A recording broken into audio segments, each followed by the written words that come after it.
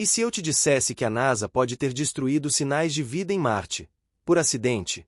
Na década de 1970, a NASA enviou uma das missões mais ambiciosas da história para explorar o planeta vermelho. A Viking 1 foi o primeiro experimento humano que buscava vida fora da Terra. Mas e se os próprios métodos usados na busca tivessem, sem querer, apagado as provas que procurávamos? Hoje você vai entender como isso aconteceu, e como a ciência pode mudar para resolver esse enigma extraterrestre. Em 1975, a NASA lançou a Viking 1, uma missão que marcou a história da exploração espacial. Era a primeira vez que a humanidade buscava, de forma direta, sinais de vida em outro planeta. A Viking 1 carregava instrumentos científicos avançados para a época. Seu destino? A região de Crise Planitia, uma vasta planície marciana. O objetivo principal era analisar o solo em busca de indícios de vida microbiana. Como isso era feito? Basicamente, a sonda coletava amostras do solo marciano e realizava testes químicos e biológicos. O método parecia promissor. Cientistas adicionaram água e nutrientes às amostras, esperando observar reações que indicassem atividade biológica, como crescimento ou respiração.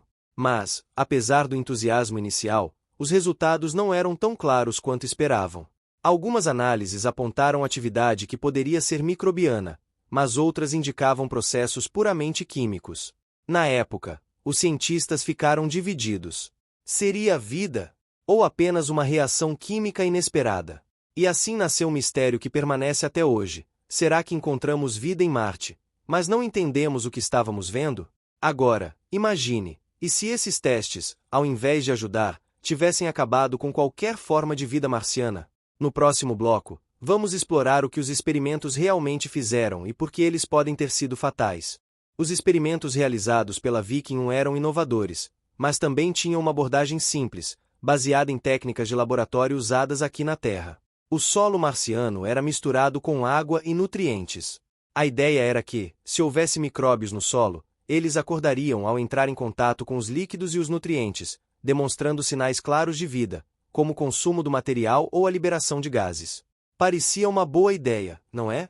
Afinal, aqui na Terra, a água é essencial para toda forma de vida que conhecemos. Mas Marte não é a Terra. O ambiente marciano é extremamente seco, com níveis de aridez que fazem até o deserto do Atacama parecer um oásis. E é aqui que as coisas começam a ficar interessantes e preocupantes. Anos depois, o astrobiólogo Dirk Suzy-Makuch levantou uma hipótese intrigante. E se os micróbios marcianos, caso existam, estivessem adaptados à extrema aridez? Ele sugere que a adição de água poderia ter sido fatal para essas formas de vida. Imagine isso, uma forma de vida que sobrevive sugando a umidade do ar, ou absorvendo pequenas quantidades de água presa em sais. Jogar água diretamente nesse organismo seria como afogá-lo. Na época, esses detalhes passaram despercebidos. A ideia de seguir a água era um pilar na busca por vida. Mas e se essa estratégia estivesse equivocada, pelo menos para Marte? Os testes da Viking 1 de fato mostraram sinais de algo acontecendo, mas nunca ficou claro se eram micróbios ou apenas reações químicas naturais no solo. E é aí que entra a dúvida. Será que estávamos tão focados em encontrar vida parecida com a da Terra que ignoramos sinais de uma vida completamente diferente? No próximo capítulo, vamos entender como a vida poderia sobreviver em Marte sem água líquida e o que isso significa para as próximas missões. O astrobiólogo Dirk Suzy-Makuch trouxe uma visão revolucionária para um antigo problema. E se a vida em Marte tivesse evoluído para prosperar sem depender de água líquida, como conhecemos?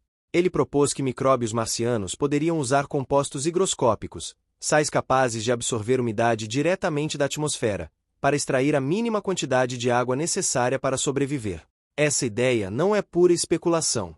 Na Terra, regiões como o deserto do Atacama, um dos locais mais secos do mundo, abrigam formas de vida que sobrevivem exatamente dessa forma, captando água do ar em ambientes quase impossíveis. Agora, imagine o que poderia acontecer se adicionássemos água líquida a esses organismos, acostumados a condições tão extremas. É possível que isso os destruísse instantaneamente, em vez de despertá-los, como os cientistas da Viking 1 esperavam. Essa hipótese levanta uma questão profunda. Será que os experimentos da Viking 1, ao invés de revelar vida, eliminaram micróbios que poderiam ser a chave para entender a biologia extraterrestre? Se Suzy-Makuch estiver certo, Isso significa que precisamos repensar completamente nossas estratégias na busca por vida em Marte e outros planetas. Ele sugere que, em vez de buscar sinais de água líquida, devemos procurar por sinais de compostos hidratados e sais que possam indicar formas de vida adaptadas à aridez. Essa abordagem pode não apenas revolucionar nossas missões em Marte, mas também em luas como Europa e Encélado, que possuem ambientes extremos e incomuns. No próximo capítulo, vamos explorar como essas ideias podem moldar o futuro da exploração espacial, e o que ainda precisamos aprender para não repetir os erros do passado. Se a hipótese de Dirk Suzy-Makuch estiver correta, estamos diante de um desafio fascinante: mudar a forma como procuramos vida no universo. A ideia de seguir a água já foi um pilar na astrobiologia. Mas Marte pode nos ensinar que a vida extraterrestre talvez seja muito diferente do que imaginamos. Isso exige novos métodos, novos instrumentos e, acima de tudo, uma nova mentalidade. Futuras missões da NASA e de outras agências já estão considerando a possibilidade de buscar compostos higroscópicos no solo marciano. Esses sais podem conter pequenas quantidades de água, suficientes para sustentar a vida microscópica em um ambiente tão árido. Um exemplo disso é o Mars Sample Return, uma missão que pretende trazer amostras de solo marciano para análise aqui na Terra. Com tecnologias avançadas, será possível investigar com muito mais precisão se existe algo vivo, ou se já existiu. Mas Marte não é o único local onde essa abordagem pode ser usada. Em luas geladas como Europa e Encélado, formas de vida também podem estar escondidas em ambientes extremos. A busca por compostos higroscópicos pode ser um divisor de águas para essas missões.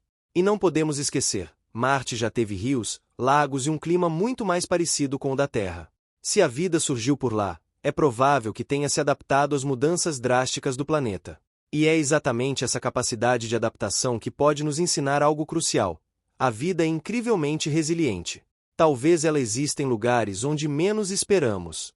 Mas se já estivemos tão perto de encontrar vida em Marte e não percebemos, será que estamos prontos para a próxima descoberta? No próximo bloco, vamos refletir sobre como esses aprendizados moldam nossa visão do universo, e o que eles significam para o futuro da humanidade.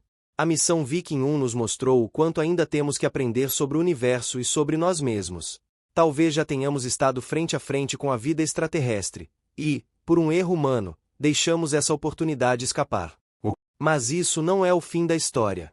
Cada descoberta, mesmo os erros, nos trazem mais perto de responder a pergunta que nos motiva há séculos: estamos sozinhos no universo? E agora a bola está com a ciência. Com novas tecnologias e estratégias mais cuidadosas, o futuro da exploração espacial promete ser ainda mais empolgante. E você, o que acha? Será que já perdemos nossa chance de encontrar vida em Marte ou estamos apenas começando a desvendar esse mistério? Se você curtiu esse vídeo e quer continuar acompanhando mistérios do universo, deixe o like, se inscreva no canal e ative o sininho para não perder os próximos episódios. Obrigado por assistir, e até a próxima, aqui no Conhecimento Estelar.